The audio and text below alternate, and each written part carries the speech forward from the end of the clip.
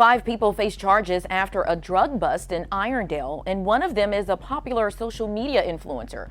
21-year-old Marquez Holmes is charged with 2 counts of drug trafficking and possession charges. Holmes has over 1 million subscribers on YouTube. From making the internet laugh with skits to getting caught up in federal raids and running a fentanyl operation, MK Slatt's story is one of the wildest flips the social media world has ever seen. Before the viral videos, the jokes, and the skits, he was Marquez Holmes, a kid from Alabama, where you either make money, get clout, or get caught slipping and end up a pack. But how does someone go from posting goofy-ass skits online to becoming a headline in a federal investigation? And was this downfall something he saw coming? Or was it all caught on camera before anyone even realized? Just look at bro. He's the last person I would expect to be running a whole drug ring. Today, we're breaking down everything about MK Slatt, the rise, the laughs, the empire, and the chaos that followed. You, the small one, bring your leg here. This is my yard. Hey. You want to check in with me, homie? You get shanked, homie. Straight up. Before MK Slatt ever went viral, before anybody knew his face from Instagram skits or TikTok clips, he was just Marquez Holmes, a regular YN growing up in Alabama, in an environment that didn't exactly hand out many exits. Alabama isn't Hollywood. It's not Atlanta. It's not LA. It's low-key a shithole. It's the type of place where everybody knows everybody, police move quietly, and opportunities feel limited unless you're willing to leave or hustle. From a young age, MK was surrounded by the same pressures a lot of kids from the hood deal with: money problems, street influence, and that constant push to grow up fast. There wasn't much room for being just a kid for too long. You either adapt, crash out, or find something that separates you. And for MK, that something was personality. People who knew him early on described him as loud, animated, always joking, always acting out scenes. These the same size as my... These are the same size. Yeah, the same size. Yep. He wasn't the biggest, wasn't the toughest, but he knew how to command attention. In school and around the neighborhood, he was that dude cracking jokes, exaggerating stories, imitating people, basically turning everyday hood situations into comedy. That's important because comedy for MK wasn't just entertainment, it was survival. When you grow up around chaos, laughing at it becomes a coping mechanism.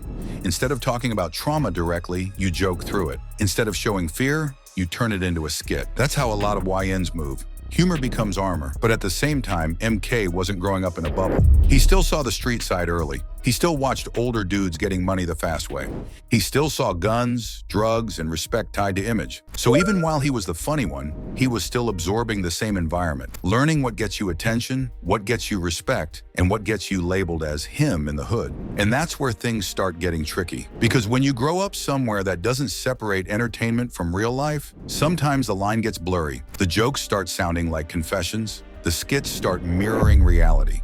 And before you realize it, you're not just making fun of the lifestyle anymore, you're living inside it. At this stage, MK Slatt wasn't famous yet. He wasn't rich. He wasn't on the radar. But the foundation was already there. A kid from a rough environment, a natural performer, in a world that rewards attention more than direction. And once the internet entered the picture, everything changed. I don't even know what I'm doing. I don't even know what I'm doing. I don't know what I'm doing.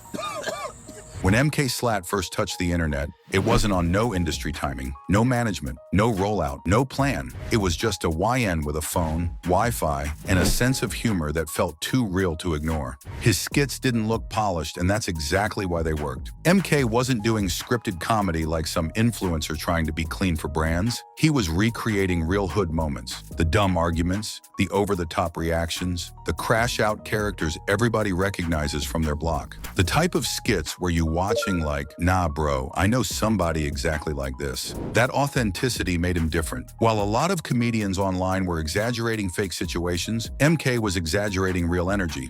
Same slang, same facial expressions, same chaotic vibe. And because he grew up in it, it didn't feel forced, it felt natural. The algorithm loved that. Clips started circulating fast on Instagram and TikTok. One skit would pop, then another, then another. Next thing you know, MK Slatt isn't just funny, he's recognizable. People quoting his lines, pages reposting him without credit, comments full of, "This too real," and "Bro funny as hell." And for the first time, MK had something most YNs from his environment don't get early on. Attention that paid. Views turned into followers, followers turned into money, and money turned into validation. That part is important. Because when you grow up broke or stressed, money doesn't just feel good, it feels like proof. Proof that you made it. Proof that you're doing something right. Proof that you're smarter than the system that tried to box you in. But the internet also comes with pressure. Once MK got known for a certain type of humor, street humor, crash-out humor, switch jokes, drug jokes, that's what the audience expected. And every time he posted, he had to outdo the last one. So the skits started getting louder. The characters started getting wilder. The lines between parody and reality started thinning. At first, nobody saw it as dangerous. It was just jokes, just content. But slowly, his online persona stopped being a character and started becoming an identity. The same energy that made people laugh also started shaping how people saw him and how he saw himself. MK Slatt was no longer just a funny dude from Alabama. He was the crash-out comedian, the exaggerated hood stereotype, the internet version of somebody who lives reckless. And the more the audience rewarded that image, the harder it became to separate it from real life. By this point, MK was winning, views were up, money was coming in, clout was real. But beneath the jokes, the environment never changed. And that's where the danger really started. At some point, the internet stopped laughing with MK Slatt and started watching him closely. Because if you go back and really study the content, there was a shift. Not all at once, but enough that people who were paying attention could feel it. The skits didn't just reference street life anymore. They started flexing it. Jokes about switches turned into videos with real guns in the background. Funny exaggerations turned into imagery that felt less like parody and more like proof. What going on? What happened, bitch? Man, the boy had got the bump and the boy ended up hit me. Who all it was? Bro, Lil Terry and them. Terry. Yeah. Who else? Man, I don't know who the other nigga was, boy. Got to have the Betty Club. And the character that once felt cartoonish started looking uncomfortably real. That's usually how it goes. When somebody grows up around a lifestyle, makes jokes about it, and then gets rewarded for those jokes, the brain starts mixing signals. The audience thinks it's entertainment. The creator starts thinking it's branding. And branding comes with expectations. MK's comments section changed. Instead of just laughing, people started hyping the image. He really liked that. This ain't just skits. Bro living what he rapping. That type of validation is dangerous, especially for a young dude who's still figuring himself out. Because now you're not just being funny. You're being watched as a representation. And instead of stepping back, MK leaned into it. The tattoos started stacking up, including the infamous emoji-style ink that people clowned at first, then questioned later. His appearance got more aggressive. His music leaned darker. His visuals got louder. Parking lots, weapons, crash-out energy everywhere. To the internet, it looked like an aesthetic. To law enforcement, it looked like evidence. And that's the part a lot of creators don't understand. The internet never forgets, and the feds don't care about jokes. Every post is a timestamp. Every video is a snapshot. Every just playing moment becomes context later. Meanwhile, behind the scenes, MK wasn't just a content creator anymore. He was moving in circles that didn't match the image of a comedian who had something to lose. And once you're known, you don't get the luxury of moving reckless quietly.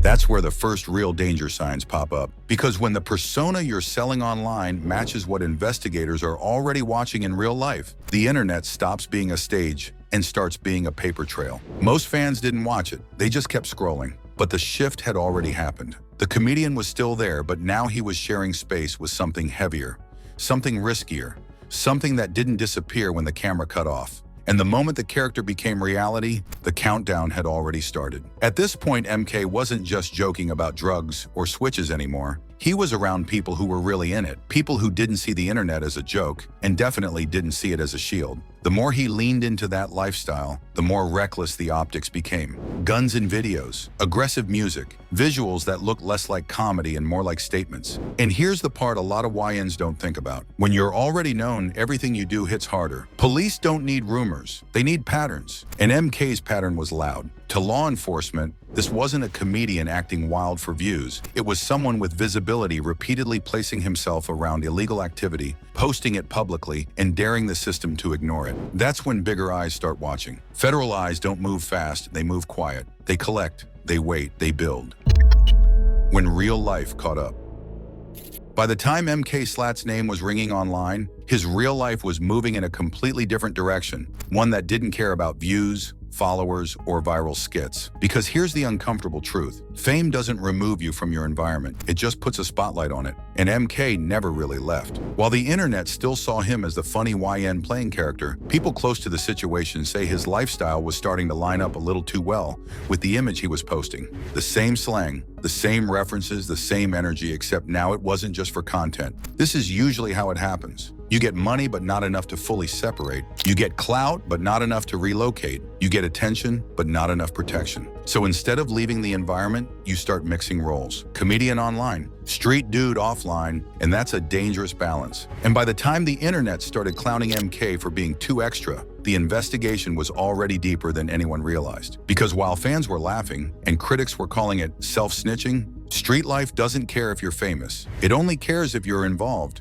And once those two worlds fully collided, there was no way out that didn't end ugly. The raid wasn't random. The charges weren't sudden. They were the result of time, attention, and a lifestyle that got documented too well. And when the knock finally came, it came heavy. In December 2023, everything MK Slatt had been building online and offline came to a hard stop. Early in the morning, around 7 a.m., multiple law enforcement agencies pulled up to a residence in Irondale, Alabama to execute a search warrant connected to an ongoing narcotics investigation. This wasn't a random bust. This wasn't local cops acting on a tip. This was coordinated. According to official reports, the operation involved the Leeds Police Department, the Irondale Police Department, and later drew attention from federal agencies, including the ATF and Homeland Security. Inside the residence, officers took multiple individuals into custody, including MK Slatt, real name Markel Demetrius Holmes, along with several associates. What they allegedly found is what changed everything. Police reported recovering multiple firearms, including Glocks, equipment used to convert semi-automatic weapons into fully automatic firearms, commonly known as switches, illegal narcotics, including fentanyl and methamphetamine, drug packaging materials, and paraphernalia. According to authorities, the residence was allegedly being used as a drug packaging and distribution location, not just a place people were hanging out. That distinction matters because possession is one thing, trafficking is another, and modifying firearms pushes it into a whole different category. Law enforcement publicly stated that the scale of what was recovered suggested organized activity, not personal use. That's when the narrative officially shifted from internet comedian arrested to something much more serious. Muriel Bailey here at the live desk. 5 people face charges after a drug bust in Irondale, and one of them is a popular social media influencer. 21-year-old Marquez Holmes is charged with 2 counts of drug trafficking and possession charges. Holmes has over 1 million subscribers on YouTube and thousands on TikTok, known to many as Slimeball MK. 4 others face drugs and weapons charges as well. Police say they found fully automatic weapons, drugs, and stolen property during a search warrant at a house in Irondale. The bond amounts told the story before the internet even caught up. Some defendants were hit with bonds in the hundreds of thousands. MK Slatt himself was reportedly given a multi-million-dollar bond. That's not normal. Once firearms with switches are involved, the federal government doesn't treat it lightly. A single switch can carry mandatory prison time on the federal level. Combine that with narcotics trafficking, and suddenly the situation goes from state trouble to career-ending consequences. While the internet was still trying to figure out what happened, the system was already moving. This wasn't a content moment. This wasn't a headline that fades in a week. This was the type of case that changes lives permanently.